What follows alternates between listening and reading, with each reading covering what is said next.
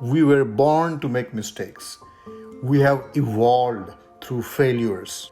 Guys, let go of perfectionism and embrace progress. Embrace performance and productivity. Welcome to Mahatman, a place where you learn how to achieve and abide in great health, great wealth, and great wisdom. How do I become a high performer? That's the question I had asked someone a few months ago, and I was told that to be a high performer, I'm going to have to produce world class results. And I wasn't quite sure if that was correct, and so I went on my own journey of understanding high performance, and I have realized through my own experience that high performance basically means producing better than normal results in a consistent manner. If you are producing better than normal results, if you have high standards and you do this consistently, then you are a high performer. But I have to tell you guys, it is not easy to be a high performer. Maybe that's why it's worth pursuing. Isn't it that high performers sometimes come across as difficult person to deal with? Basically, the difficulty is about trying to achieve a lot, like high productivity is kind of the main problem. High productivity, performance. So the difficulty comes from trying to focus too much on performance, productivity. And so what that means is pushing too much everybody. Let's see, a difficult person is a CEO of a company, or Steve Jobs working on his Apple product. I mean, he was so bad, so nasty, right? He's well known for that, just constantly after everybody. Same with Bill Gates, just constantly almost to the level of harassment, right? I mean, Bill Gates used to sit in his office and he had mugged up the license plates of all his team members. And he would know who would pull in at what time just by checking on the license plates Of cars. and then he would really just berate them for being late or for not staying late enough. There are all kinds of stories about these people because they focus too much on productivity, performance. Second is communication. They're straight shooters. They don't have professional or they don't have social etiquette as much as normal person would, right? They are straight shooters, so they might come across as offending. All they are focusing on is productivity and performance rather than professionalism or perfection. Sir, how to have a high performance along with high creativity? The way to have high performance, high productivity, and to address your creativity question is by constantly focusing on excellence. Have you given your 100% to it? And only you are the judge of it. Okay? Yes, Have you sir. given 100% to it? So next time, let's say I'm pushing you, right? Hey, because that is my job to push you because, I believe in performance, getting the job done. And so I'm going to push you. And if you come back to me saying, sir, I have not given my best to it, right? I have not given my best to it. I need more time. Okay. But that means you should have already worked on it something, correct? You should have already worked on it something, but you feel you haven't given your best. Okay. Now, that excellence doesn't mean perfectionism. Okay. That you have to understand too, that when you're saying excellence, that means you have to really feel that you really gave your best. Just like, I felt when I gave my report on time without it being perfect, that doesn't mean it's a faulty report. The opposite of perfection is not faulty. The opposite of perfection is imperfection.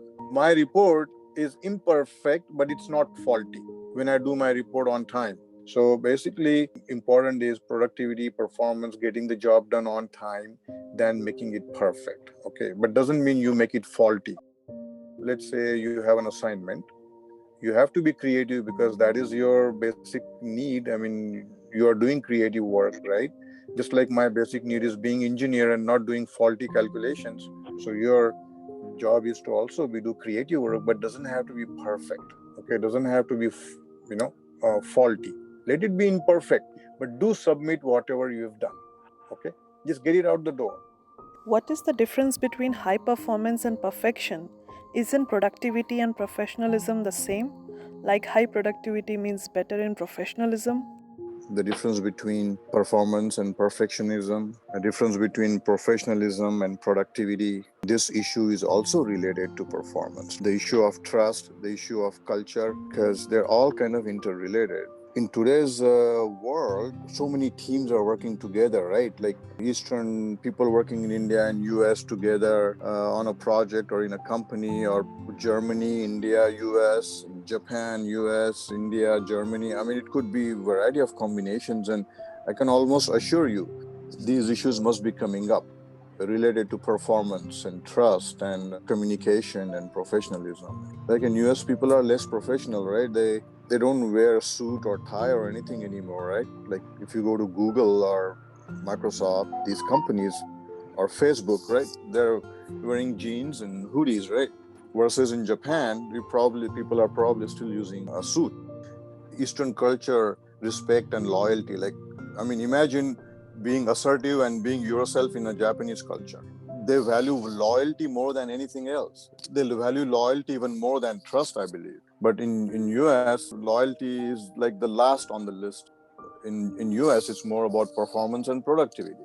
In India, it could be different. Let's just call it environmental factor. How effective is this environmental factor? Those are real factors. Like to achieve great health, you can achieve it individually, but by your individual efforts. But even there, you will need some help. Great wealth, you definitely need to work in team environment, in groups and clients and vendors and your own group and etc. Right, to achieve great health, great wealth, and then great wisdom also. We live among others. Environmental factors must be considered, especially in today's global economy, global culture. Does leadership affect performance? Can everyone in a team be a leader? Or is it the place reserved for one? Like everybody talks about leadership, where there is one person in a group who leads the rest of the group, where everybody is a leader in their own field of expertise. We take ownership of the task, whether you are the boss or not. You're always the boss on whatever you're working. That kind of a boss, not in the sense of a vertical sense, like supervisor sense, or like the traditional sense where boss means like who gives orders and everybody has to just follow, not that kind of thing. You are the boss of your task, and you are the leader, and then other person is also leader, and so there is this mutual leadership, and then the performance is incredible. Not just that, but then there is slowly trust. The trust automatically happens as an epiphenomenon, because everybody being a leader, everybody is taking ownership of their task, and then there is this outcome which is trust, and then that trust leads to long-term performance and incredibly high productivity and great relationships. This mutual leadership kind of takes care of that micromanagement problem, where people feel that they are being micromanaged. When mutual leadership is not there, when self-leadership is not there, people feel they are being micromanaged. But if you think you're a leader of your task, then you will never feel that you are micromanaged. No matter how someone is pushing you, you'll always consider that as in a positive light, because you are the leader. Somebody just helping you expedite the matter. Somebody is giving you a sense of urgency. That's how you would think if you are a self-leader, or if you take ownership of the task, versus feeling micromanaged. How can we become a great performer? How you talk to yourself is important. That you are great. It's important to constantly remind yourself. In some environments, you're encouraged to tell what you're doing in advance. You're encouraged to tell yourself and declare who you are in advance. Like fake it until you make it, or socially obligating yourself. Like when you socially obligate yourself, then you're more likely to stick to it and achieve it, rather than doing it secretly and waiting for the world to call you great. Because it's really about you and your mindset and how you feel about yourself. Because we don't rely on world's approval, right? The greatness philosophy is not about approval or acceptance. It's about how you feel and how you think and who you are. And what you do and how you do, that determines greatness. Right. Yes, exactly. Right, right. And this is actually what you just said is what we really want to convey. That Mahatman is about it's a actualization philosophy, self-actualization, right? Action, right? The key to not rely on others' approval. The key is to not we don't worry about acceptance. In that sense, it's rebellious. We are sensitive, but we are not weak, because sensitivity can lead to weakness. Are Gandhi and Mandela examples of great leaders? Because others called him great. We don't want another Mahatma Gandhi. We don't want another Nelson Mandela. We are inspired by them and we build upon them. We need a different kind of leader for a modern era. You are less reliant on others' approval and others calling you great. More important is how you feel about yourself and how you think and what you do. That is more important. Many of us know what we as an individual capable of, or I may say deserve, but we hold back or hesitate to step up. I have to tell you this, my personal story about this. When I moved from Florida years ago to Seattle, I told everybody in advance, hey, I'm going to move to Seattle and work for this company. Even before I even started my job search, people made fun of me and everything.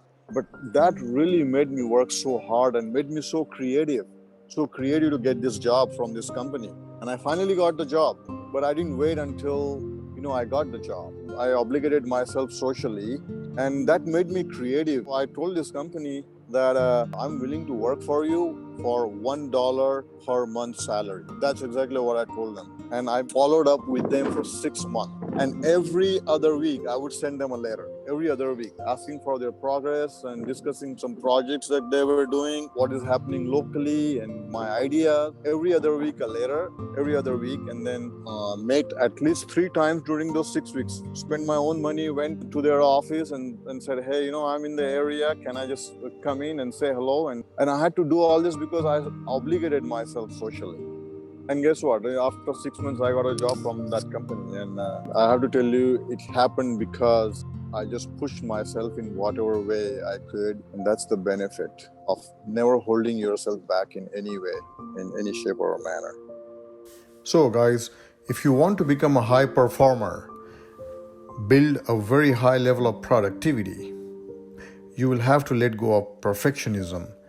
You will have to let go of pseudo-professionalism. Focus more on building trust across cultures, Focus more on that than on professionalism. You will have to employ self-leadership, mutual leadership. And at the end of the day, guys, what matters most is progress. What matters most is getting the job done.